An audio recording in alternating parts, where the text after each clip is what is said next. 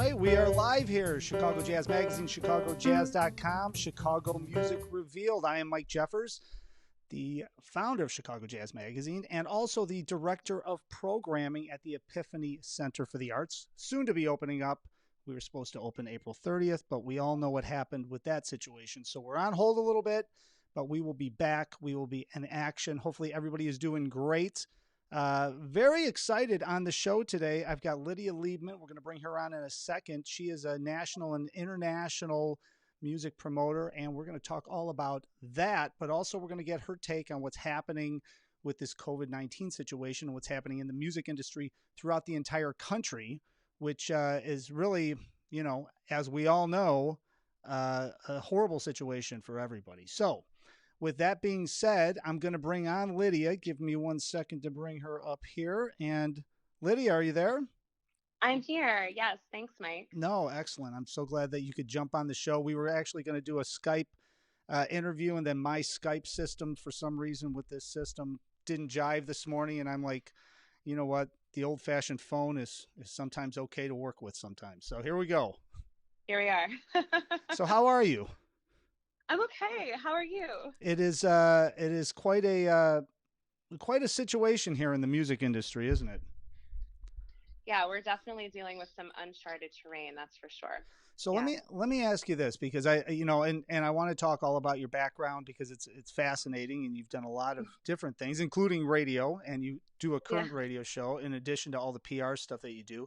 You and I connected because you work with a lot of different artists that not only come out of Chicago but go nationally, and you've been nice enough to set us up with some great interviews with different musicians.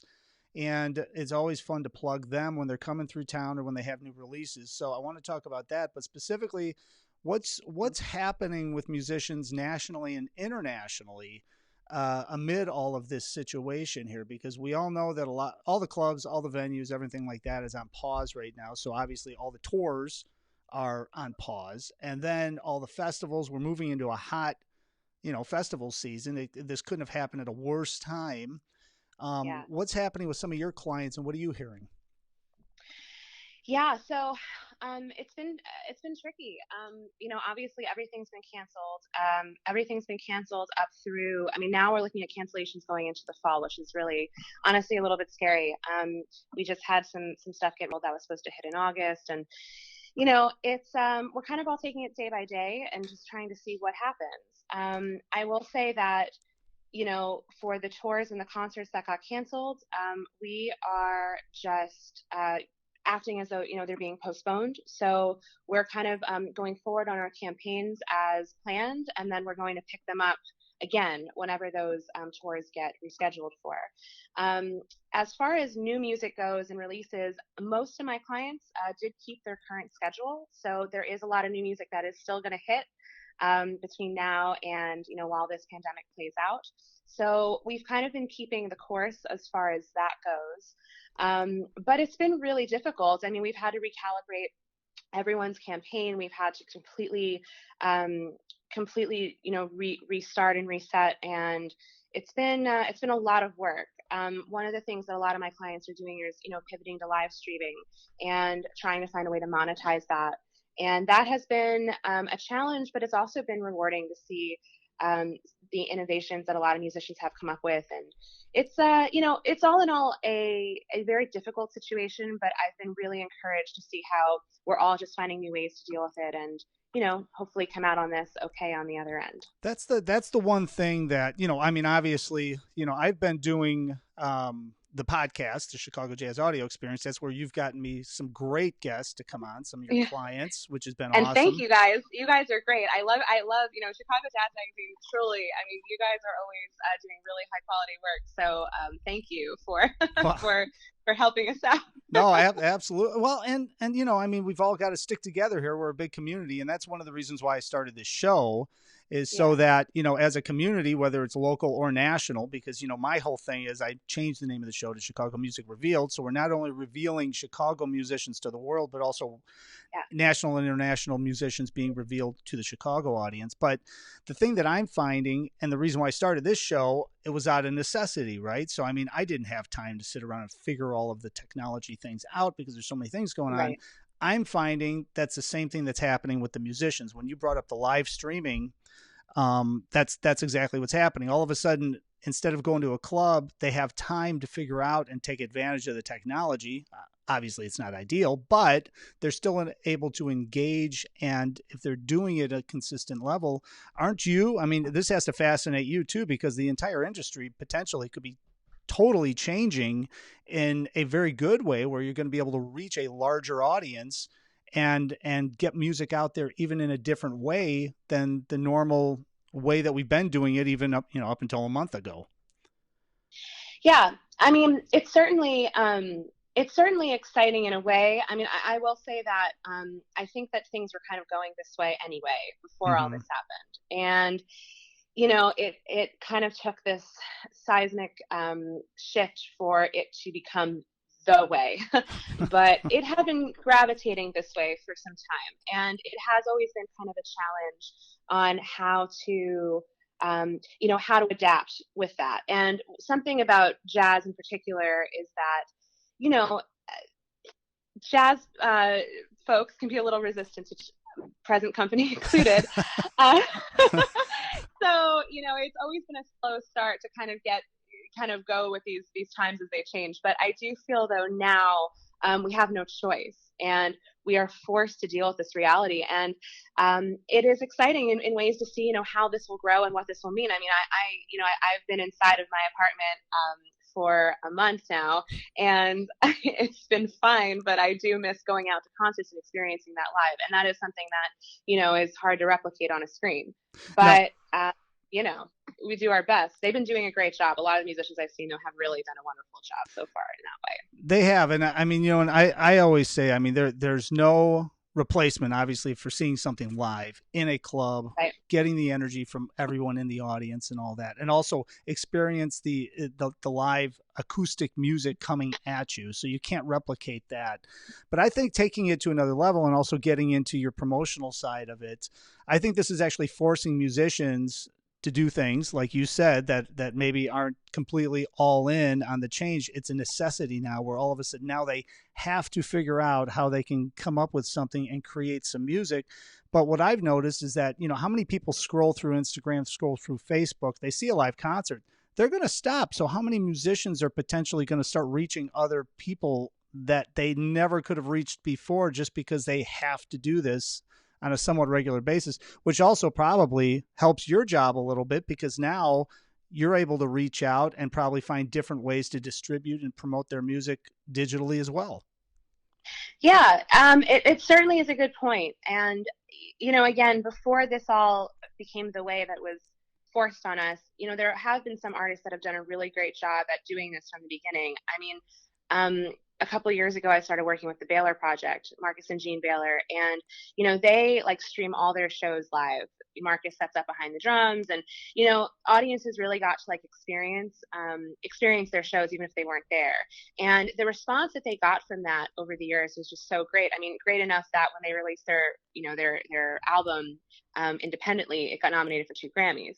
Mm-hmm. Because they really opened up that window and that door for for people that wouldn't have normally come across them, to experience them live and experience their inner workings as a group. So it's always been something that has been an asset for artists that want to do it. But yeah, it has now, it's kind of it's the Wide West, and Yeah. and anyone can kind of find anything they want to find now. So it is great. And for me, it's been a really interesting experience.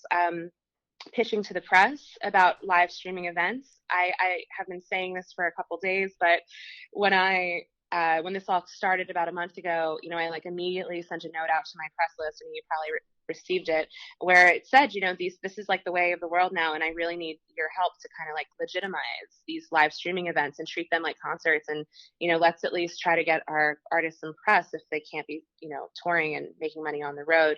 And most people were really great. I mean, the Wall Street Journal just ran a full page feature on this Live from Our Living Rooms festival we helped out with. Mm-hmm. Financial Times did reviews of them. Rolling Stone ran a piece, and that kind of thing is really encouraging to see. And it just shows that, at least we're all kind of like adapting to the situation and hopefully reaching more ears. Yeah, no, absolutely. Absolutely. Yeah. I think that, this is only going to change everything. And I think it's going to get better and Yeah. better and better. I think it's going to help musicians. And that's the main thing, since I started out as a musician specifically. So I got to watch out for everybody here. But so Yeah. let's talk a little bit about how you got into this entire industry, because I started as a musician, started a jazz magazine because I thought it was a good idea, and I'm still debating whether it is or not, but I'm still It is. doing it. I'm still doing It's a it. good idea. So with you, I mean, it looks like you were in radio at first. It looked like you interned at Sirius. You did some different things. Just reading over your bio, getting to know you a Yeah. little bit before we get in. But is that how this promotional thing started? Because you were in the radio industry first? Well, so I grew up obviously in a musical family. Both of my parents are musicians. My dad is the saxophonist, Dave Liebman. Yep. My mom is an oboist and an ear training aficionado and Karis Byzantine Liebman. And I basically grew up in the business. So I was always aware of what was going on. And it was just kind of like, it was just really like second nature to be dealing with, like the jazz universe. So when I got to college, I really wanted to do radio. I love radio. I still love radio to death. And I had a radio program my freshman year, and it went really well. I ended up becoming like manager of the station, all this stuff. And this radio show had I had like Pat Metheny on and Greg Reporter and Kurt Elling as guests. Kurt Elling came in my college, basement to do an interview, and they were like, what is Kurt Elling doing here? But I was like very extremely dedicated to it. I took it like very seriously. So I started with that, and but by nature though, when you're having people on the radio and you're having them talk about their gigs, and at the time I was attending Berklee College of Music and Emerson College, so I had a lot of friends that were musicians, and it just kind of became a natural thing. I started just promoting concerts. I started then doing like flyers for concerts and posters, and developed this route where I would like drop off, put these posters up all around Boston. I had a whole thing, 10-mile walk, and put them all up and all this stuff. It was crazy. So it started like that. And then, so I was doing radio, doing that. And then Danilo Perez of the Berklee Global Jazz Institute actually kind of, asked me if I wanted to help out doing some PR for them. And kind of not really knowing what that meant, I was like, sure. And I learned, definitely learned a lot on the job working with Danilo and Marco Pignataro there. I learned, how to write a press release. I learned, how do you send this to the press? What do you do? And it just sort of, it really just developed from there. It was all organic. I didn't go to school for PR or music business or anything. I just sort of loved it. And here we are, and now this is the life I've chosen. Well, it's one of those things where same way with me, right? I mean, I didn't go to school for journalism or anything, but I think sometimes it's the best thing that enough to make you dangerous, and then you get involved in it, and then you just continue on. I mean, you get one project after another, and obviously in your case, it continued to grow, and now it grew into a business. And especially with the PR stuff and the promotion stuff, I find that musicians are just, they're unbelievably creative, and they can put out incredible music, but getting it out to people is just the toughest thing in the world. And especially now, because I mean, it's not just like a couple of radio stations in each city or something. It's like all the bloggers, all the online magazines, all the print magazines, everything, you need to try to cover all of that.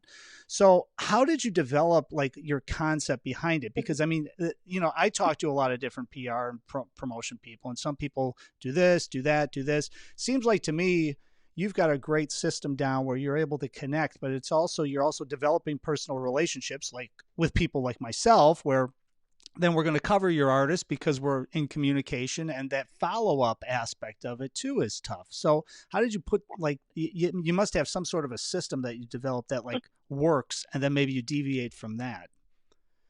Well, I know it's a big question. No, but I think though it's not too complicated an answer, because I think in the end, being a good publicist is about being a good people person, really. And if you're good with people and you enjoy talking with people and dealing with people, you just kind of naturally figure it out. And I just sort of, I mean, I just, in the beginning, I just kind of saw what other publicists did. I was like, well, how do they send a press release? And like how, what does it say? I mean, Yeah, right. literally that basic, because I did not know. Anne Braithwaite is a publicist over up in Boston who I love and adore, and I learned a lot from her. Kind of seeing Hmm. what she did, and I remember getting pitches when I was on the radio and seeing, like Groove Marketing, who I work with now a lot. They would send me promos and I would see what it looked like. And I mean, literally stuff like that. So you just sort of pick up good habits from good people, along the Hmm. way. And I was lucky that a lot of the people I dealt with early on in my career, before it was really a career, were all really good people that did a great job. So I just sort of learned. But I mean, the main thing is, keeping open lines and honest, open relationships with people like yourself. I just try to communicate as much as I can without being incredibly annoying. And I try to, and I just think that it's really important to connect with everyone on as human a level as you can. And when you start, communicating about music and about new releases and stuff regularly with certain journalists and writers, you start to get to know them. And you just got to keep it open and make sure that you're not only coming to them when you need them to do a review, that you want to, Hmm. keep become cool with them. And I really, honestly, I mean, I have not had bad experiences truly with pretty much anyone in this business, from like as far as journalists go and radio folks. I mean, you get your bad eggs, but more or less everyone's been super cool, and it's been really nice to actually get to know so many people. So you kind of use that to your advantage in this case, because you get to become friendly with someone. You can say, hey, I've got this new project coming out, what do you think about it? And you just figure it out, and it's a natural, kind of just a natural system. um, Communication and just being nice to everyone goes a long way. Yeah, well, no, I agree. I agree. And Yeah. it's one of those things that I think sometimes is a lost art, depending on who you're talking to and what's happening. That's a different story for another time. But but the thing that I find that's interesting is that follow up and figuring out, Yeah. because you must have artists, and also with all the different media places that things can go now. Yeah. It's, you must have artists that come to you, and you must get them, and you must totally dig their music, but you'd be like, you know what, getting this played on jazz stations is not going to be the ideal situation for reaching the audience you need to reach. How do you Yeah. make that decision? And I mean, you obviously are connected with the artist, so you're telling them, but I mean, how do you kind of formulate a plan behind that? Because that always fascinates me, especially in this day and age, because everybody's like, Yeah. oh, I want to get the thing played on the radio. Okay, well, all the music these days is so different to me, because it's not just jazz anymore. It's like jazz and funk, jazz and this, jazz and that, Yep. because Yeah. everybody's influenced by everything over the years. So it's kind of more along the lines of their brand. This is their Mhm. music, and it doesn't fit in the jazz genre all the time. So how do you make those determinations? Yeah. It is, it can be tricky. And every time a project comes to me, I really do, try to give it a listen from start to finish without getting interrupted, which is easier said than done. Yeah. And I really try to gather all of the pitch points on it. If I'm listening to something that it's got influences in R&B, or maybe it has a lot of world music or something like that, I kind of look at that, and I'm looking at our core list of jazz folks that we're pitching it to, but I'm also then looking beyond that, like, where can we pick up some extra coverage for this? And, oftentimes, I mean, a lot of the projects I've been getting lately are really kind of straddling that line. For instance, Tana Alexa's new project, Ona, is, it's jazz, but it's also really, I mean, I don't even know how to describe a lot of music on it. It's got world elements, it's got, experimental, alternative elements. There's a lot of different things to draw from there, but maybe there's just not enough jazz for, like they're saying, a jazz station to want to play it. So we have to really just come up with a really comprehensive list over what makes sense to pitch, where. And if I get a project and it's like not jazz enough, I mean, I'm just straight up honest with them, and I'm like, I don't know if I can work this, because my list is primarily jazz. Mm-hmm. But we're also, it really has to be like rooted in jazz and on the jazz tree. And then if there are branches that go off into other genres, we can work with it, but it does have to be like rooted in whatever your definition of jazz is. And we have to kind of just like work it out. um But I will say that for me, I prefer actually to get projects that do have those kind of extra crossover elements to it because it makes for a really interesting pitch. And sometimes I'll be surprised. Sometimes Downbeat will choose to cover something that I'm really surprised they said yes to, but I'm like pleasantly surprised. And you just don't know what's gonna hit. So we send everything out to our core list, and then when we do our follow ups, we're very specific on who we are going to be following up with. It's not like we're doing just a blanket emails to everyone, because I kind of know at this point like what journalists are looking for, and I know kind of like what they want to hear for their shows and for their reviews or whatever. So it really takes, I think, a lot of time to learn people's tastes, and to know, maybe at the Wall Street Journal there are a handful of journalists I deal with, and I know one of them can cover Latin jazz and can cover salsa. I know the other one really likes to be more in the straight ahead contemporary vibe, and I know that I'm not going to pitch the same project necessarily to both. So it just takes a lot of paying attention to and to what's being covered, and being cool. Yeah, but well, I mean that makes a ton of sense, and it's almost like just running a business, right? I mean, you've got to decipher who your market is, who your crowd is, who your audience is. Yeah. I think in this day and age too, and I'm always curious to get people in your profession's opinion, because it's all over the gamut. A lot of musicians will come, they want us to review and things like that when they touch base with us, obviously, because that's what we do with Chicago Jazz Magazine. But from your standpoint, I mean, they're coming to you because they want to get their music out there, but also they probably want to get gigs. They want to set up tours. They want to set up performances. Yeah. I don't know in this day and age, and not to slight the radio stations at all. It's just a matter of there's so many other places that people are picking up and listening. How important do you think, they're important, but how important do you think for a marketing campaign? Because before, everybody wanted to get played on the radio, and that usually helped them get into cities. Nowadays, I think there's a lot of different elements for them to get the music out there. How important is it to get charted, do you think, still in this day and age on radio charts? Well, it depends on the market. I mean, I come from a radio background, so I am always maybe I jump to defend radio Mm-hmm. maybe more than some of my colleagues do, and maybe others among my generation do. I mean, I think that radio does hold tremendous value in the sense that for some people it's really their prime way of discovering new music. I mean, obviously not everyone, and times are rapidly changed, but especially in some markets, smaller markets that are not major hubs where there's not a Chicago Jazz Magazine, for example, or not a hot house for New York or New York City Jazz Record. Radio still plays a really vital role in that. So I think that it's important to do your due diligence and to get your product out there to radio. I mean, I'm not saying you need to service every single college station, because that's a big job, and it's costly and takes a lot of time. But I do think it's important to at least cover your major cities, and if there are well-known jazz stations among them, to hit them, and at least to make them aware of the project. WBGO is an example of, obviously, I mean, they're WBGO, but they have great editorial content too.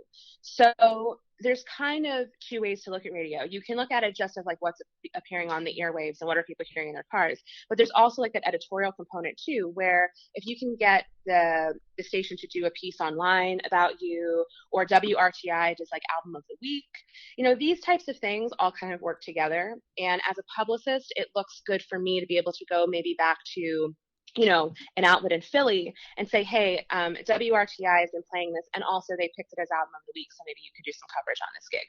It all kind of like works together to bolster the profile of the artist. But I do try to, especially with my clients that are independent artists or on a budget, we try to be really specific about what cities we're going to cover with radio and what we're expecting out of a radio campaign. Charting is important, but it's not the be all end all. And if you don't get on the chart, it's not like your project is dead. I've had plenty of projects that have done amazing in the press and did not get on the Jazz Week chart for whatever reason, and it was fine. So, but it's all great. It all helps kind of just bolster the project as a whole. Yeah, it all works together still. I mean, even in this day and age, everything kind of works together, I would imagine. So, yeah. with talking about independent artists, talking about your artists, let's talk about some artists right now, because we talked before we came on a little bit, and then at the beginning too, is that everything is still in flux and still moving forward, though, from a promotion standpoint. Yeah. So with everything shut down, although the festivals and the tours and all that are suspended, you're still pushing out new music. I think this is like a prime time for musicians to be releasing music, because you have a captive audience sitting at Oh, home 100%. I looking for agree with stuff you. to do. Totally. I mean, I have to say, like, when this all happened, I mean, it was just kind of like, what are we gonna do? And most of my projects stayed. I had one that shifted, but the vast majority just kept their schedules. And there's a lot of new music coming up. I mean, we so on March 27th, which, at the end of the month, I mean, we had a number of high profile releases that just all happened to come out around the same time. We had Lakeisha Benjamin's project, Lila Bialy's project, Rachel Varian. We had Tana Alexa, and then the Chicago Yes Tet also released their project that in that period. So all these new releases came out, and it kind of like the height of the hysteria when this pandemic stuff was all kind Mm-hmm. of really, and they all did really well. I mean, they all got good press. They all, have gotten really nice stuff. I mean, Tana Alexa's on the cover of Downbeat right now, Mm-hmm. and it's been okay. So when I saw that they went well, I was like, okay, let's just keep the ball rolling and see how it goes. So now we've got a number of new releases coming. This month, we've got Lauren Henderson's new project is coming out with Sullivan Fortner called the Songbook Sessions. It's coming out next week. A Chicago artist, Leslie Buchelman's Golden Daffodils coming out on Matt Ullery's label, Wool Gathering, next week as well. And we've also got stuff coming from Spanish Harlem Orchestra in May. Michael Alatuja has stuff coming out in June. I mean, there's a lot happening. And so far, it's been business as usual to get them coverage. I hope it stays that way. We'll have to see kind of how this progresses, but everyone's kind of moving forward and doing their thing. And without live events and tours to cover, I mean, yeah, critics and journalists are kind of home. So I've had more than one. I got to tell you, I've had more than one kind of hit me up and say, hey, my major label release got moved. So do you have something I can cover? And I'm like, yes.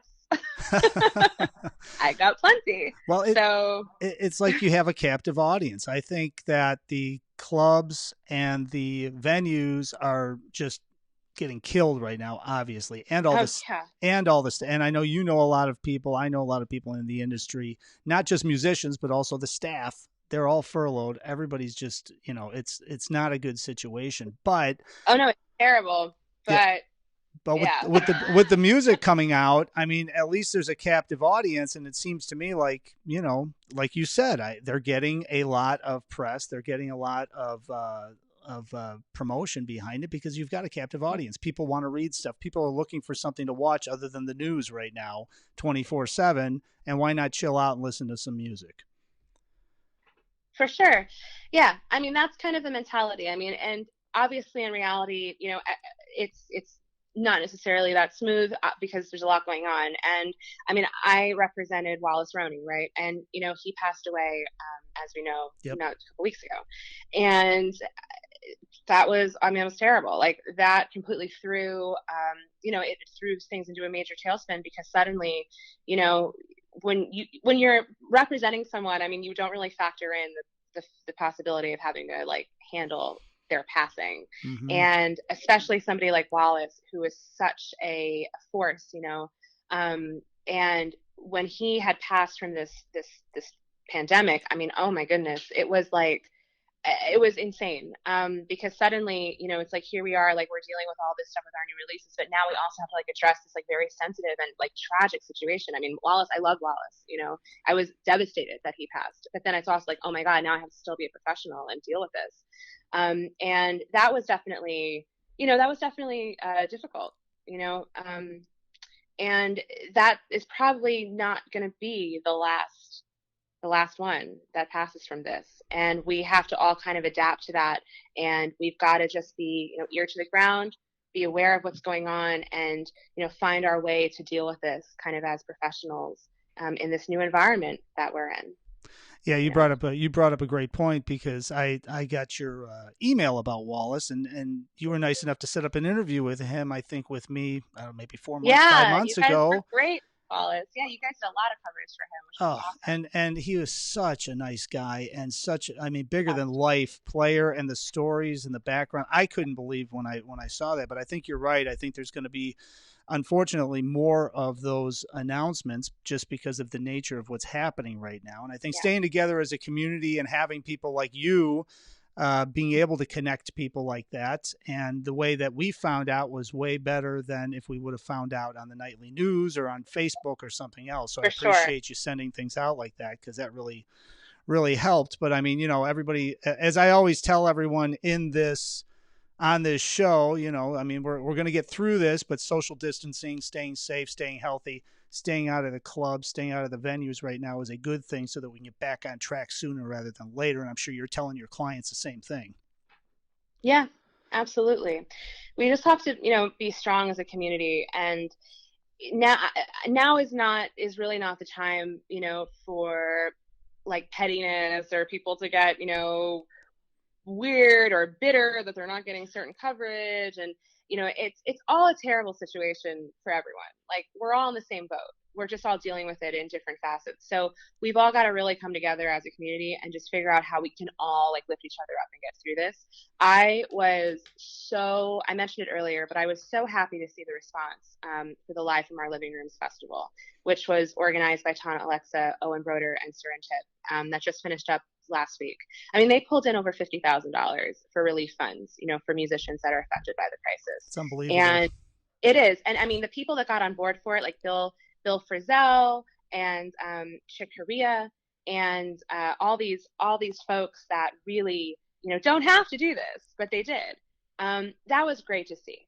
And I hope that trend continues as this goes on, because while this crisis plays out, it's only going to get more tenuous and more difficult, because we're all tired of being inside. We're all tired of not playing gigs, and we're all really sick of the situation. And inevitably, it's going to be, a contentious situation for most people. So if we can kind of keep that energy going, I think it will do a lot of good. So I hope it stays that way. Well, that's all we can do, right? We gotta keep our fingers crossed and keep Yeah. sticking to the plan here. Since we've already gone this far, it makes no Yeah. sense to open the door and then go back 10 steps. That doesn't make any sense to Exactly. me. It doesn't make Yeah. any No, sense to totally. me. So Yeah. moving into New York, you're in New York. Well, you're on the scene over there. Just before we wrap everything up, I'd be remiss if I didn't ask you. I mean, are you hearing from different people at some of the famous jazz clubs and some of the different clubs there? I mean, they basically just shut down, but everybody's still solvent, I would assume, and they're just waiting to get the word to open back up. Yeah, everyone's kind of waiting it out. I mean, I represent Birdland Jazz Club, so you can imagine. I mean, they have 2 rooms Yeah. with 2 shows, if not 3 a night, and this is a major, hit to not be able to do that. Mm-hmm. And it's a major hit for the club, and it's a major hit for the artists, and it's all around a very everyone's kind of on shaky ground, just waiting to see sort of how things play out. And I know that Smalls Jazz Club, recently got a really nice donation from Billy Joel, Great. $25,000. Oh man. Yep, to keep things kind of going on that end, because they just started a foundation, the Smalls Live Foundation, to keep the club, money coming in and all that. And that's really good to see. Someone like Billy Joel gets on board for that. But it's all really like waiting it out. We're all waiting it out. We're all waiting to see what happens. I mean, when the clubs do open up, will people be running through the doors to sit there? I don't know. I don't know how safe people are going to feel. I have an amazing artist I work with, a vocalist, John Minnick, who's releasing an album in June, and he was supposed to do a big show at 54 Below on June 6th, and that is being postponed, because even if they are open, are people going to want to come? Like, we don't know. So we've all got to play it by ear. And so far, we haven't gotten any announcements of any clubs closing here yet because of this. So let's hope it stays that way. And I also just want to say, because I'm talking to Chicago Jazz Magazine, I mean, the Green Mill is one of my favorite clubs. and Dave Gemolo and the crew there are just great. And I know that one of the last shows that played there before they closed was one of my clients, Orrin Evans. So I look forward to clubs everywhere being open, and definitely in Chicago with the Green Mill, which is one of my faves. Yeah, I know. I've been in contact with Dave, and I know he's not happy about any of this because he wants to keep that baby open and keep presenting live music 7 days a week until 4 o'clock in the morning, 5 o'clock in the morning on Saturdays, as long as he possibly can. And you're right, Orrin Evans was, I think, the last weekend that it happened, and then he closed on that Monday night. So Yep. Unreal. I actually think, and since we're talking about this, my 2 cents, I think they're going to open clubs, but I think that there's going to be capacity limits on all the clubs, where if you have 100-person capacity, you're going to have 20 people allowed in the club at a time. I mean, that's the only way I can see this stuff rolling out safely and growing out of that, which isn't going to be good for artists either. So there's going to be another learning curve on all of this. But the only thing we can do is keep persevering, moving forward, and let's get finished with this whole thing already, right? Yes, I sincerely hope that we can, look past this and look back on this experience as a place where we were able to come together. And as much as it sucks, because it really does. I mean, it's a terrible situation in a lot of ways. But if we can find a way to at least come through it some way, I think then we'll look back on it and say, oh gosh, remember when we were all locked down and we couldn't play for 2 months and all this stuff, and hopefully we'll be all right. But big ups to you guys and to all the journalists and all of the media platforms and outlets that are continuing to cover this music. I read last night some super sad news that Vibe, Billboard, and the Hollywood Reporter laid off like 30% of their editorial staff yesterday, which is just such a freaking blow. I mean, it's horrible. So seeing that is hard to see, but also then seeing on the flip side, outlets like yourself keeping the music going and keeping people's eyes and ears on it is like so incredibly appreciated by not just me, but the artists and the fans as well. So thanks to you and Sabina for doing what you're doing, because it's great. Well, I appreciate that. And thanks to you and for everything you're doing. We should tell everybody, if they want to find out about all of your artists, they should go over to lydialiebman.com, right? That's a good spot to send them. And that's where you're going to find out about all the new releases, all of the different artists that you have, and all of the past releases, I would imagine, as well. And they can get in contact with you and get all that good stuff. So, Lydia, thanks so much for jumping on. This was fascinating. I'm glad we finally... Thank you, Mike. We finally talked outside of just on email exchanges, which is amazing to me. And maybe, I know. Maybe next time I'll have you on, because we'll have to do another catch-up here maybe in a couple of months. And my Skype will work, and then we'll actually look at each other this time. We're making steps here in communication. Baby steps, it's like, this is like a good old fashioned, I feel like I'm in one of these like old school arrangements, right? Like talk on email, talk on the phone. Yeah, right. But no, it's great. I'm glad we were able to work this out, and man, keep it up. Keep it up, everyone. We'll get through it. That's right. All right, Lydia, I really appreciate it. And stay safe, stay healthy, and we will talk to you hopefully in a couple of months with some really good news, because everything will be wide open and you'll be promoting all of these live festivals that everybody's playing at. I hope so. We can only hope. Thanks, Mike. Have a good rest of your day. Thanks, everyone, for tuning in. Thanks, Lydia. All right, bye. Bye. Well, that was a pleasure. I've talked to her over the years on email, a couple of years on email, and it was great to finally connect with her live on the Chicago Music Experience. I have to thank her again. So lydialiebman.com, be sure to check her out. All of her artists we've had on the show, we've covered them in Chicago Jazz Magazine, also chicagojazzmagazine.com. We've got past reviews. We were in print since 2002. We switched to all digital 2.5 years ago now. So we've got all of the old issues that are digital up online. We're working on the archive for the print stuff. That's another animal that we're dealing with. But everything's up there on chicagojazzmagazine.com, chicagojazz.com. Of course, I thank everyone for watching and chiming in on the comments. It's much appreciative. If you like the show, please share it. This is going to stay up for a long time. I think Lydia just gave us some great information, and it's always fascinating as an artist / journalist to talk to somebody like Lydia, who's on the scene, who's promoting music, and with the times and the way all of the digital age is changing the way you promote music, she's always on top. She's cutting edge on the entire situation. So It's always great to talk to her. Hopefully, if you're a musician and you're watching this, you got something out of this as well and learned a little something. And hopefully we're all keeping the faith here. We're going to get out of this whole situation very soon. Tomorrow, I will be on the show at 11:30 a.m. and I'm going to have host Mike Steven of Outside the Loop Radio from WGN as my guest. So that's going to be a pleasure to talk to Mike. We're going to talk about the WGN situation. They just moved into new studios. He's been doing a show over there. This is going to be episode 705 coming up this Saturday morning. So we're going to check in with him and find out what he's got coming up on his show. And he's somebody that also covers all of the different aspects of Chicago politics and news and music. So we're going to find out what he's got on the burner and what he's hearing about what's happening in Chicago amid the COVID-19 situation as well. So until tomorrow at 11:30, we'll also have an update from Amanda Capitelli. She's going to be on tomorrow with an update on some of the live performances we will have coming up on Facebook. And we're going to start covering national ones as well. So stay tuned for that.